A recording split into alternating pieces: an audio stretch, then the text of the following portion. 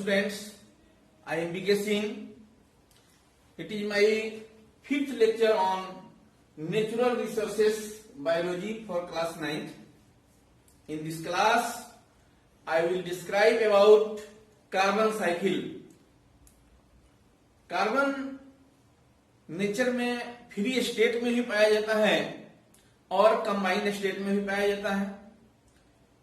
Free state में carbon diamond के रूप में, ग्रेफाइट के रूप में, एक और नया इसका एलोट्रोप आ गया है बकमिस्टर फेलोरीन, इसके रूप में भी कार्बन पाया जाता है।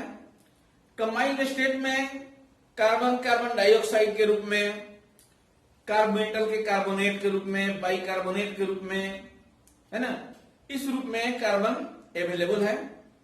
और जितने लाइफ लिविंग फॉर्म्स होते हैं उसमें जैसे प्रोटीन, कार्बोहाइड्रेट, फैट जो लिविंग ऑर्गेनिज्म के बॉडी के भीतर पाए जाते हैं, इसके लिए एसेंशियल है लेना, तो उसमें भी कार्बन का अमाउंट पाया जाता है। तो यह जो कार्बन इतना इंपॉर्टेंट है हमारे जीवन के लिए, इस कार्बन का साइक्लिक वे में रोटेशन कैसे होता है इसको हमको पढ़ना है कि कार्बन साइकिल कैसे बायोजियोकेमिकल साइकिल के माध्यम से एटमॉस्फेयर से चलते हुए तरह तरह के बायोटिक एबायोटिक कंपोनेंट से होते हुए फिर एटमॉस्फेयर में कैसे पहुंच जाता है। एटमॉस्फेयर में कार्बन 0.03% कार्बन डाइऑक्साइड के रूप में रहता है। ऐसे अर्थ क्रस्ट में भी 0.02% कार्बन पाया जाता है, लेकिन एटमॉस्फेयर में जो कार्बन डाइऑक्साइड है वह 0.03% और पॉल्यूशन बढ़ने के चलते थोड़ा इसका परसेंटेज और बढ़ चुका है, 0.047% पहुंच चुका है कार्बन डाइऑक्साइड, जिसके चलते कहते हैं कि पॉल्यूशन और अधिक बढ़ गया है। तो एटमॉस्फेयर का जो कार्बन डाइऑक्साइड है, यह कार्बन डाइऑक्साइड सबसे पहले ग्रीन प्लांट के द्वारा ऑब्जर्व किया जाता है during the process of photosynthesis. Photosynthesis के क्रम में इस कार्बन डाइऑक्साइड को ऑब्जर्व किया जाता है और फूड मटेरियल का फॉर्मेशन होता है, ऑर्गेनिक कंपाउंड्स, ग्लूकोज, कार्बोहाइड्रेट, इसका फॉर्मेशन होता है ग्रीन प्लांट में। आप लोग देखेंगे और 10th क्लास में पढ़ेंगे भी, फोटोसिंथेसिस में क्या होता है कि देखिए कार्बन डाइऑक्साइड एटमॉस्फेयर से कार्बन डाइऑक्साइड ऑब्जर्व करेगा और रूट से, प्लांट रूट से वाटर ऑब्जर्व करते हैं, वाटर, और सनलाइट की उपस्थिति में, सन लाइट की उपस्थिति में ग्रीन प्लांट है उसमें क्लोरोफिल पाया जाएगा। तो इसकी उपस्थिति में क्या होता है, बनता है, फॉर्मेशन होता है C6H12O6, ये ग्लूकोज, और प्लस रिलीज होता है ऑक्सीजन गैस।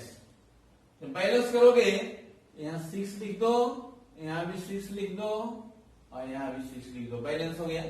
यह जो रिएक्शन आपके सामने लिखे हैं, यह रिएक्शन फोटोसिंथेसिस का रिएक्शन है। यहां फोटोसिंथेसिस है ना, तो इसी रिएक्शन के माध्यम से ग्रीन प्लांट फॉर्मेशन करते हैं ग्लूकोज का, जो ऑर्गेनिक कंपाउंड के रूप में प्लांट के भीतर क्या होता है, रिजर्व हो जाता है। और एक और प्रोसेस चलता है फोटोसिंथेसिस का, जस्ट अपोजिट होता है रेस्पिरेशन, है ना। रेस्पिरेशन में देखेंगे जस्ट इसके अपोजिट देखिएगा। रेस्पिरेशन में हो गया सेल के भीतर यह जो ग्लूकोज है, सेल के भीतर ग्लूकोज रेस्पिरेशन में देखिए, ये जो लिखे हैं उलट देते हैं, देखो C6H12O6 ग्लूकोज। और रेस्पिरेशन में जब हम ऑक्सीजन गैस सांस लेंगे, कोई भी प्लांट लिविंग ऑर्गेनिज्म ऑक्सीजन को रेस्पिरेशन के रूप में लेगा, इनहेलेशन होगा, तो ऑक्सीजन जो लिया जाएगा 6 ऑक्सीजन को लेगा, तो यह ब्रेक डाउन होगा इसका सेल के भीतर और बनता है 6CO2 carbon dioxide and 6H2O का फॉर्मेशन होता है। देखो क्या लिखे, फोटोसिंथेसिस में यहां पर ग्लूकोज और ऑक्सीजन बना, लेकिन वही रेस्पिरेशन में कार्बन डाइऑक्साइड ऑक्सीजन। यहां पर देख लो ये कार्बन डाइऑक्साइड लगता है यहाँ पर रिलीज होता है। तो रेस्पिरेशन के प्रोसेस में यह जो कार्बन डाइऑक्साइड रिलीज होता है यह फिर कहां पहुंच गया, एटमॉस्फेयर में पहुंच गया। तो फोटोसिंथेसिस के प्रोसेस में जिस कार्बन डाइऑक्साइड का यूज किया जाता है, अगर रेस्पिरेशन होता है तो फिर वह क्या होता है, एटमॉस्फेयर में रिटर्न हो जाता है। एक यह प्रोसेस है रिटर्न होने का। दूसरा देखो, यह ऑर्गेनिक कंपाउंड जो प्लांट में स्टोर हो गया है, बन गया है, इस ऑर्गेनिक कंपाउंड को जब कोई प्लांट जो हेटेरोट्रॉफ जैसे ऑर्गेनिज्म हम लोग भी, चाहे गाय भैंस बकरी जो भी ग्रीन प्लांट को ऑब्जर्व करते हैं, उसके बॉडी के भीतर यह ऑब्जर्व हो जाएगा, ऑर्गेनिक कंपाउंड वहां चला जाएगा। प्रोटोप्लाज्म का फॉर्मेशन होता है, ग्लूकोज ग्लाइकोजन के रूप में स्टोर भी होता है बॉडी में, है ना। जब एनर्जी का फॉर्मेशन करना होगा तो फिर वही काम होगा। देखो ऑर्गेनिज्म में क्या होता है, फिर रेस्पिरेशन होगा। यह हो सकता है कि ऑर्गेनिज्म डेड कर जाए, है ना, उनका डिकम्पोजिशन होता है, तो डिकम्पोजिशन होगा, वहां भी कार्बन डाइऑक्साइड गैस क्या होता है, रिलीज होता है।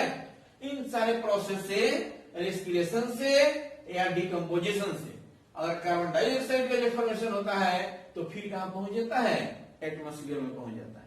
तो एटमॉस्फेयर का फिर एटमॉस्फेयर में पहुंच गया लिविंग ऑर्गेनिज्म के माध्यम से। एक और देखो कहां कार्बन डाइऑक्साइड जाकर स्टोर होता है, कार्बन किस फॉर्म में रहता है, तो ऑर्गेनिक कंपाउंड्स प्लांट्स में, चाहे ऑर्गेनिक कंपाउंड्स एनिमल में, दोनों जगह स्टोर हो गया है। अब कभी कभी नेचुरल कैलामिटी होती है तो क्या होता है कि बहुत सारे पेड़ पौधे और जो ऑर्गेनिज्म है, जीव जंतु जो भी है, जमीन के भीतर सब प्रेशर दब जाते हैं तो अर्थ के ऊपर के सरफेस का प्रेशर, इंटरनल टेम्परेचर और in sufficient amount of oxygen पूरा अमाउंट में नहीं अवेलेबल होगा तो उसका इनकम्प्लीट कंबशन होता है और वह लाखों करोड़ों वर्ष लगता है और तब वह कोल का फॉर्मेशन कर देता है, कोयला बन जाता है जमीन के भीतर, तो कोयला के रूप में जमा हो जाता है। एक यह कंडीशन। उसी तरह से सी लेवल में, समुद्र की तलहटी में, सी बेड के पास ऑर्गेनिक प्लांट्स हो, चाहे ये एनिमल हो चाहे प्लांट्स हो, छोटे छोटे प्लांट्स, है ना, एनिमल्स, वो भी समुद्र की तलहटी में दब जाते हैं और वहां पर जाकर के इन प्रीवियस रॉक में जब उसका डिकम्पोजिशन होता है तो वहां डिकम्पोजिशन होता है, उसको पार करके बाहर नहीं निकलेंगे तो लिक्विड फॉर्म में जमा होते हैं, है ना, और तब तो वह क्या कहलाते हैं, पेट्रोलियम कहलाते हैं। इस सब के बनने में बहुत समय लगता है, लाखों करोड़ों वर्ष लग जाता है बनने में। तो कोल का फॉर्मेशन होगा, वहां भी कार्बन है, पेट्रोलियम का फॉर्मेशन वहां भी कार्बन है। एक कंडीशन देखो, कोल भी बना, पेट्रोलियम भी। अब कोल को अगर जलाते हैं वेरियस वर्क के लिए बाहर, चाहे फैक्ट्री चलाना हो, नहीं, चाहे चिमनी में इसका यूज करना हो, चाहे फ्यूल के रूप में यूज करना हो, है ना, गाड़ी चलानी हो, वेपर वाला स्टीम इंजन चलाना हो, उस सब में क्या कोल का अगर यूज होता है, यह कोल का कंबशन जो होता है, तो कंबशन के फलस्वरूप कार्बन डाइऑक्साइड रिलीज होता है और यह कार्बन डाइऑक्साइड फिर एटमॉस्फेयर में आ जाता है। ठीक है। उसी तरह से पेट्रोलियम का भी व्हीकल में यूज होता है, सब, है ना, फ्यूल के रूप में पेट्रोलियम प्रोडक्ट भी, पेट्रोल हो गया, डीजल हो गया, किरोसिन हो गया, सब किससे मिलता है, पेट्रोलियम से प्राप्त होता है। इसका कंबशन होगा, फिर कार्बन डाइऑक्साइड एटमॉस्फेयर में रिलीज हो जाता है। एक और साइट है कार्बन डाइऑक्साइड के साइक्लिक में जाने का, यह एटमॉस्फेरिक कार्बन डाइऑक्साइड जब कार्बन डाइऑक्साइड वाटर से कंबाइन होता है समुद्र में या पानी वाला में, समुद्र में, तो वो कार्बोनेट का फॉर्मेशन करता है ना, कार्बोनिक एसिड बनेगा, फिर कार्बोनेट बन जाता है। H2 और CO2 कंबाइन होते हैं, H2CO3 कार्बोनिक एसिड, वह कार्बोनिक एसिड मेटल के साथ रिएक्शन करता है, कैल्शियम मेटल से कर लिया, कैल्शियम कार्बोनेट बन गया। इस कैल्शियम कार्बोनेट का यूज होता है, लाइमस्टोन लिखे है ना, कैल्शियम कार्बोनेट। इस कैल्शियम कार्बोनेट का यूज बहुत सारे एक्वेटिक जो एनिमल्स होते हैं अपने शरीर के ऊपर सेफ्टी के लिए कवच बनाते हैं ऊपर का, है ना, उसका क्या होता है, उसका सेल उनका प्रोडक्शन होता है। पाइला घोंघा देखे होंगे, सीप देखे होंगे, है ना, उसका आउटर सरफेस हार्ड होता है, वह किससे बना होता है, कैल्शियम कार्बोनेट का बना होता है, लाइमस्टोन का।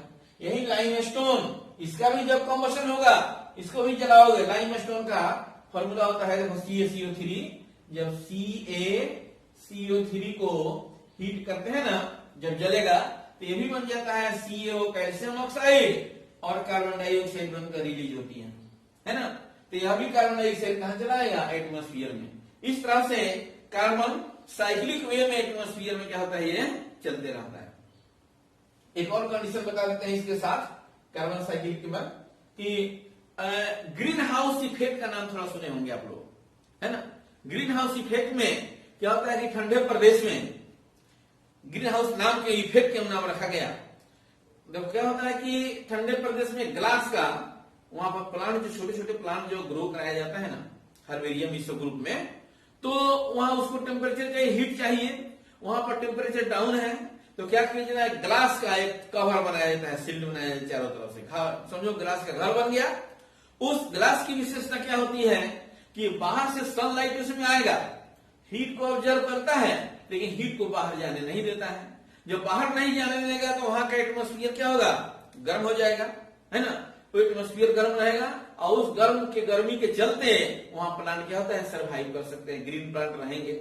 ठीक वही कंडीशन एटमॉस्फेयर में अगर कार्बन डाइऑक्साइड का अमाउंट बढ़ता है, मीथेन गैस का अमाउंट बढ़ता है, तो एटमॉस्फेयर को गर्म करने में वो ग्रीन हाउस गैसेस जैसा काम, इसलिए ग्रीन हाउस गैस भी कहते हैं, ग्रीन हाउस जैसा काम करने लगता है, जिसके चलते एटमॉस्फेयर क्या होता है, गर्म रहता है।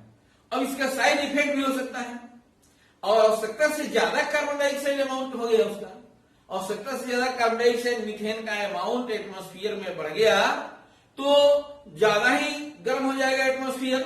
इसके चलते ग्लेशियर पिघलने लगते हैं, ग्लेशियर पिघलेगा, सी लेवल बढ़ेगा, पानी आएगा समुद्र में, उसका लेवल बढ़ेगा, लेवल बढ़ेगा, अगल बगल का एरिया क्या होगा, फ्लड ऊपर होने लगता है, जनजीवन सब अस्त व्यस्त हो जाएगा नहीं। और जो ये बड़े पैमाने पर विश्व स्तरीय जो लेवल पर जो गर्म हो जाता है, जिसका बैड इफेक्ट पड़ रहा है ना, तो इसी को ग्लोबल वार्मिंग के नाम से भी जाना जाता है ना। क्या होता है, सन से लाइट आया, अर्थ पर आया, अर्थ रेडिएट हुआ, रेडिएट होकर के ऊपर जाना चाहेगा, तब तक ऊपर एक ब्लैंकेट के समान घेरे हुआ है carbon dioxide, methane, green house gases, ऊपर जाने नहीं देगा। इसका नतीजा क्या होता है, ग्लोबल वार्मिंग की स्थिति उत्पन्न होती है, जिसका साइड इफेक्ट भी यहाँ पर पड़ता है। ठीक है, इस क्लास में इतना रहने दो। नेक्स्ट क्लास में ऑक्सीजन साइकिल, ओजोन लेयर, इसके बारे में आपको बता देंगे। इसको स्क्रीनशॉट ले लिया जाए। थैंक्स।